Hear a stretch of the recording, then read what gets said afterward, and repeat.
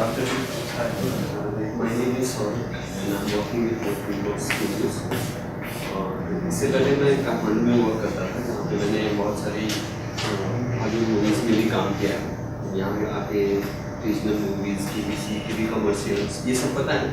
Like आप लोग को इंटरेस्ट क्या आप सारे एनिमेशन में हो मतलब या गेम्स तो इट्स लाइक आज का सेमिनार जो है वो कंपोजिटिंग के ऊपर जैसे आपको मालूम होगा तो it's like it's a very important thing. मतलब कुछ भी आप करो तो कंपोजिटिंग इज बेसिक। कुछ भी चीज़ें होती हैं जो भी होके आती हैं वो कंपोजिटिंग पे ही आके अटक जाती है।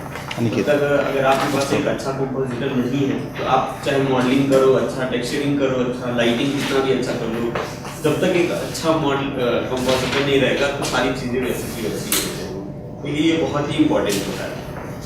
It's kind of last phase जहाँ पे मतलब फाइनल जो चीज़ें होती हैं कंपोजिटिंग में ही होती हैं। मैं एक प्रोसेस दिखाऊंगा।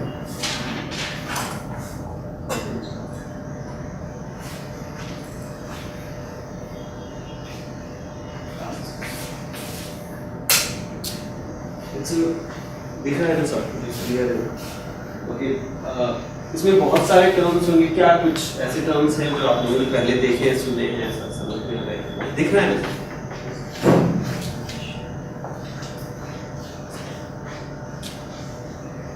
स्टार मतलब गेमिंग में भी बहुत सारे ऐसी चीजें हैं जो यूज होती हैं। मॉडलिंग हुआ, टेक्सचरिंग हुआ, शेडर, ये सब चीजें तो आप लोग को फेमिलियर होंगी सारी चीजें। तो इट्स लाइक मतलब एक प्रोसेस है। अब आप देखो सबसे लास्ट में यहाँ DI से पहले एक बॉक्स है कंपोजिटिंग करके और आप देख सकते हैं कि सारे थ्रेड्स आके यहाँ पे मिल रहे हैं, कंपोजिटिंग में मिल रहे हैं। So it's like very very important thing. और आप जैसे कोई भी प्रोसेस शुरू होता है, चाहे वो एनिमेशन फिल्म हो या लाइव एक्शन फिल्म हो या गेमिंग हो, कुछ भी चीज़ें स्टार्ट होती हैं वो एक पूरे प्रोसेस के थ्रू आती है। जैसे डिफरेंट पहले आप यहाँ से स्टार्ट करोगे तो देखोगे कि सबसे पहले शूट होता है, ठीक है? स्कैनिंग दिख रहा है ना आपको? स्कैनिंग इज लाइक जब हम आप जिसमें भी शूट करते हैं डिजिटल या फिर फिल्म कैमरे से शूट करते हैं उसको हम जब कंप्यूटर के अंदर लेके आते हैं तो प्रोसेस कहलाता है स्कैनिंग। स्कैनिंग होती है फिर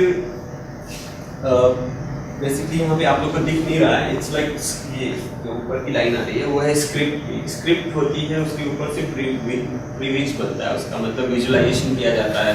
डायरेक्टर्स और बाकी लोग जितने भी क्रिएटिव हेड्स होते हैं वो बैठ के उसको विजुअलाइज करते हैं कि ऐसा होगा, ठीक है? उस हिसाब से फिर शूट किया जाता है। तो स्कैनिंग हुई, उसके बाद जो डेटा होता है इट्स मतलब ये जो फ्लो आप देख रहे हैं ये पोस्ट प्रोडक्शन का फ्लो है फाइनली। मतलब उसके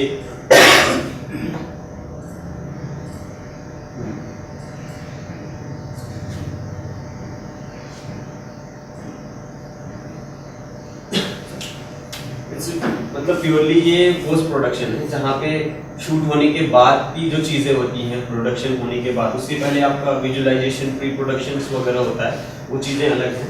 यहाँ पे जब पोस्ट प्रोडक्शन में चीज़ें आती हैं वहाँ से स्टार्ट होता है। स्कैनिंग होती है शूट होने के बाद, उसके बाद सारे जितने भी शॉट्स होते हैं उनको अलग किया जाता है कि किन में VFX हमारा रिक्वायर्ड है, किन में नहीं रिक्वायर्ड है। तो जितने भी सपोज शॉट्स हैं उनको रिक्वायर्ड होता है तो पूरा सीक्वेंस वाइज उनको बनाया जाता है। जैसे मैं जहाँ पे पहले काम करता था वहाँ पे जैसे आप जितना बड़ा प्रोडक्शन होगा, जैसे बड़ी बड़ी हॉलीवुड मूवीज हैं वहाँ पे तो हजारों शॉट्स होते हैं VFX के, तो उनको मैनेज करना ही बहुत बड़ा टास्क होता है। तो उसके लिए लोग भी अलग होते हैं, सब कुछ होता है जो एक उसको फॉलो करते हैं। और वहाँ पे उनके यहाँ जैसे बाहर के जितने भी स्टूडियोज होते हैं वहाँ पे क्या होता है कि जो काम होता है VFX का काम होता है वो भी बहुत सारे चैनल्स में डिवाइड होता है। कुछ वो आउटसोर्स करते हैं, जैसे मोस्टली जो इंडिया वगैरह में काम आता है वो रोटो पेंट का काम होता है जो वो एक्सपोर्ट करते हैं, आउटसोर्स करते हैं। और बाकी चीज़ें हैं जैसे हाई एंड जो VFX होता है ज़्यादातर वही लोग खुद करते हैं। मतलब आप जितना भी यहाँ पे स्टूडियोज वगैरह है, जैसे प्राइम फोकस है तो इनका वहाँ पे भी है, यहाँ पे भी है, तो ये ग्लोबल है। MPC है इंडिया में, बहुत बड़ा स्टूडियो है, नाम सुना है कि नहीं? मूविंग पिक्चर कंपनी, नहीं सुना? आप लोग कुछ नाम बोल सकते हैं जो फिल्म प्रोडक्शन में बनते हैं? ऐसा कुछ आइडिया है कि कौन कौन सी इंडिया में स्टूडियोज विजिट वगैरह किया होगा ना? स्टूडियोज मतलब प्राइम फोकस किया था और कोई स्टूडियोज वगैरह जो भी ऐसे नाम आए इंडिया में बहुत सारे स्टूडियोज हैं, बहुत अच्छे अच्छे स्टूडियोज हैं। रिदम एंड ह्यूज नाम सुना है? नहीं सुना। डिजिटल डोमेन नहीं सुना। और एक स्टूडियो है जो कि मैं पर्सनली मानता हूँ कि वन ऑफ द बेस्ट, उसको कोई टच ही नहीं कर सकता, इट्स ILM। इंडिया में नहीं है, सिंगापुर में है, US में है आपका इंडस्ट्रियल लाइट एंड मैजिक। मतलब आप अगर मतलब आप एनिमेटेड सीरीज की बात करते हैं तो ऑब्वियसली डिज्नी, पिक्सार ये लोग हैं, लेकिन अगर आप लाइव एक्शन और ये सब की बात करते हैं तो ILM इज लाइक गॉड। मतलब माइकल बे का नाम सुना है ना, डायरेक्टर? कौन कौन सी मूवीज बनाई उसने? तो सबसे पहले आपको मूवीज देखना अच्छा लगता है कि नहीं? उसमें ये वीडियो दिखाते हैं जिससे थोड़ा आइडिया आएगा कि हम किस टेक्स्ट में बात कर रहे हैं, किस हैव अ लुक एट।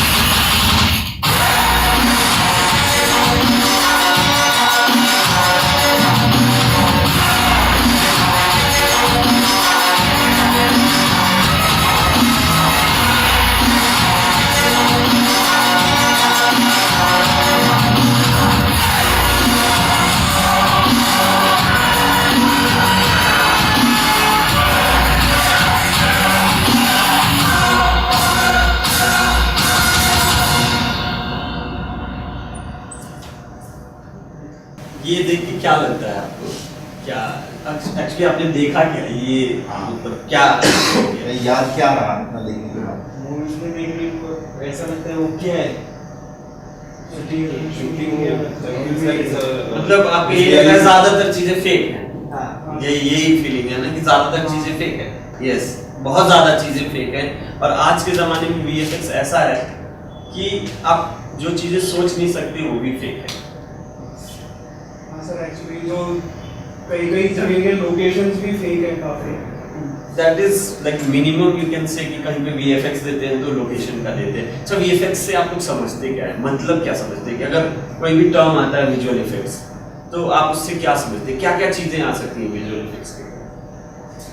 मतलब कुछ आइडिया होगा ना कि विजुअल इफेक्ट्स, हाँ मतलब बात करते हैं ना कि बहुत अच्छा VFX है इसका मूवी का, तो आपको क्या क्या लगता है उससे? What we don't do in real life that we can present in VFX. Exactly. मतलब whatever we cannot achieve, मतलब real people, real person in real places, we can do it in computer. We can achieve that by graphics.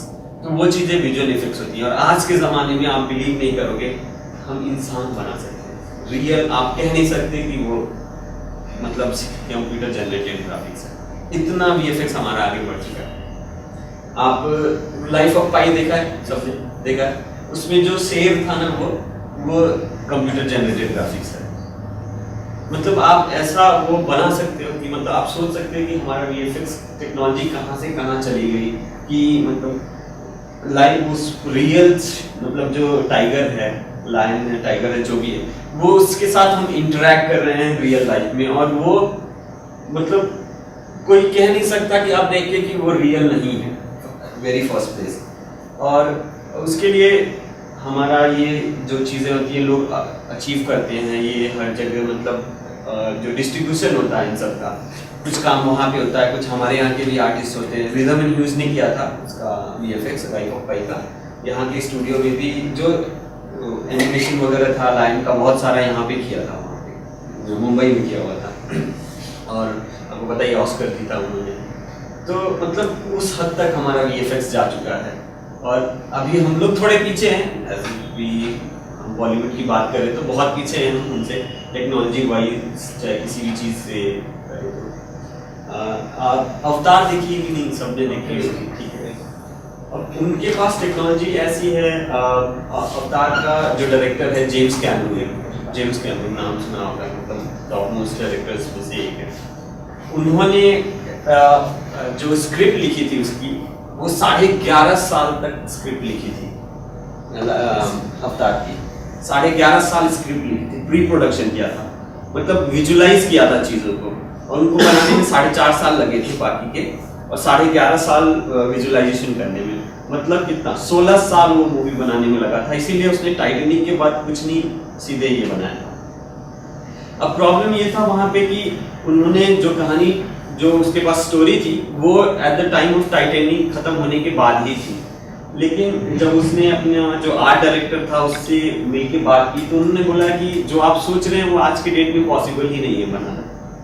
तुमने सोचा कैसे करें, तो उसने बोला कि आप वेट करो, जब टेक्नोलॉजी इंप्रूव होगी तब आप बना पाओगे ये मूवी। तो उसने बोला कि नहीं, तो बहुत सारा रिसर्च किया उन्होंने, तो उन्होंने पता है एक ऐसा कैमरा डेवलप किया खुद उन्होंने, मतलब वो सोनी के पास गए और उन्होंने मिलके एक ऐसा कैमरा डेवलप किया जहाँ पे सपोज अब ये पूरा अगर मैं यहाँ पे शूट करता हूँ तो मैं 3D का जो आपका सॉफ्टवेयर होता है, माया मैक्स जो भी होता है, इसको इंटीग्रेट करके जो लाइव कैरेक्टर है ना, मैं रियल टाइम में देख सकता हूँ। तब जाके वो मूवी बनाना बहुत ही आसान हुआ। क्यों?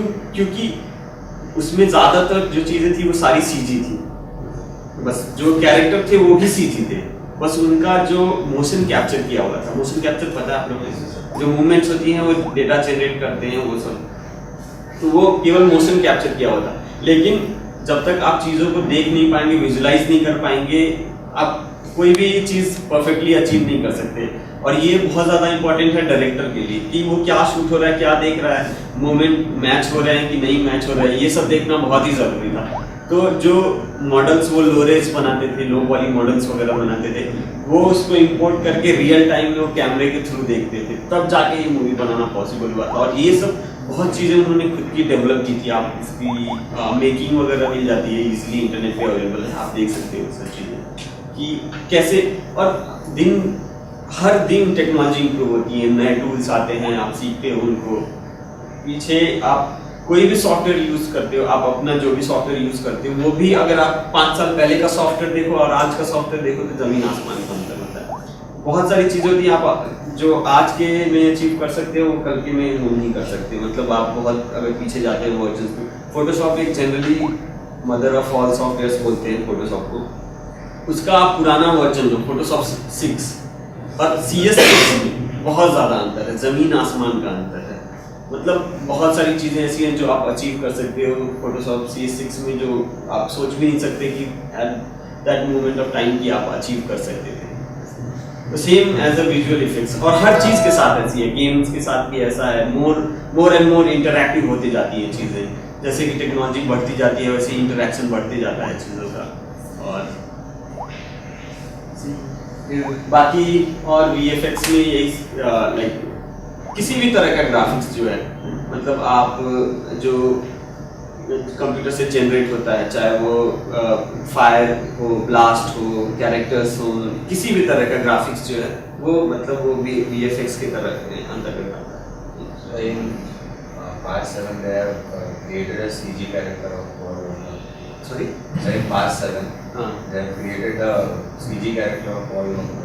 yeah, it's coming, that upcoming movie, yeah, हाँ, for some sorts I guess, क्योंकि वो शूट करते हुए बीच में ही एक्सीडेंट दैट हैपेंड, तो they created the CG character और उसके बाद वो मोशन कैप्चर करके यूज करेंगे, like they will place somebody else to like act like him and do like, फिर वो रिप्लेस कर देंगे उसका, लाइक बहुत पहले फेस और ये सब जो फेस वगैरह के वो है, सपोज अब तुम्हारा कैरेक्टर है, इट्स प्लेइंग मूवी और तुम्हें किसी और से रिप्लेस करना है, तो अगर तुम्हारा बॉडी साइज, बॉडी डुप्लीकेट मिलता है तो इट्स वेरी इजी एक्चुअली ये करने के लिए, वो एक्ट करने के लिए, क्योंकि बहुत सारा काम हो जाता है, बस फेस, अगर तुम्हारा चेहरा तुमसे सिमिलर कोई है तो उसको ट्वीट करना इट्स मतलब उतना टफ नहीं है जितना कि तुमको रिप्लेस करना पूरी तरह से। तो हमने भी एक मूवी में शॉट्स किए थे, इट्स प्रीमियम रश करके एक मूवी है, पता नहीं आप लोगों ने देखे, जो हाँ साइकिलिंग वाली मूवी है एग्जैक्टली। उसमें क्या था कि जो साइकिल जब वो चलाता है, इट्स एक्चुअली नॉट जोसेफ, वो उसका मतलब वो स्टंट मैन है, तो जितने भी शॉट्स हैं ना उसमें सारे में फेस रिप्लेस किए हुए। और सेकंड थिंग क्या हुआ कि जो बाइक वो चलाते हैं ना, मतलब उसमें कॉन्सेप्ट यही है कि ब्रेक्स नहीं होते हैं उस बाइक में, तो ब्रेक्स, और हर शॉट में अब कोई भी विदाउट ब्रेक्स तो इट्स नॉट अलाउड वहाँ पे यूएस में तो चलाना, तो वहाँ पे जो जितने भी शॉट्स थे